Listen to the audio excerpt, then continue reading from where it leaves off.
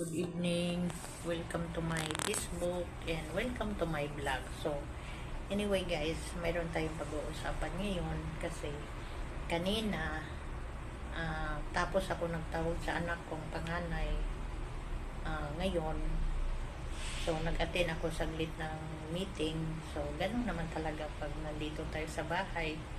So, kung anong gusto nating gawin na kumain, manood, or maglinis ba, or magsilip sa labas. Ganun lang. Nung time na lumabas ako guys, sabi ko, tinignan ko yung labas, dyan lang ako sa pinto. Sabi ko, kabayan.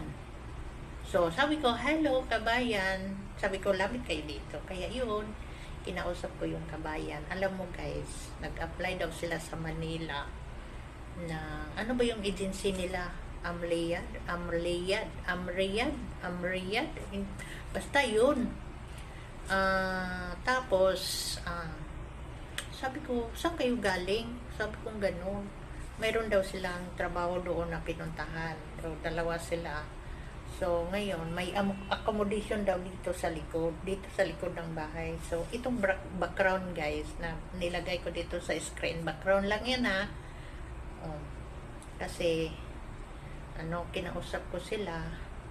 Tapos yun, mga bata pa naman nasa pero mga na sila, may mga asawa nasa 30 mahigit, parang ganun ba, 30 mahigit. So parang ang trabaho nila guys, parang cleaner, ganun. Kasi on call, halimbawa kung mayroon silang trabaho o punta sila doon, ihatid sila, pwede din siya lumabas. Sabi ko, mabuti hindi ba silang yung nila, yung accommodation nila na wala silang takip. Kasi siyempre sila outsider man nagtrabaho, parang wala talagang nag-handle na amo sa kanila. Kaya yun guys, so nagpasalamat din ako kasi kahit papano nakausap ko rin sila. Pero minsan may mga iba namang lahi, so nakausap ko rin sila. So yun, habang kinakausap ko, so alam tayo kung pwede ba tayong magbablog o magbibideo. At least mayroon tayong updated sa mga taong nanonood. Sana guys na nag-enjoy kayo dito. Kahit ako, mag-isa lang ako dito sa bahay, wala namang problema maglinis o hindi. Wala naman ako masyadong gagawin guys.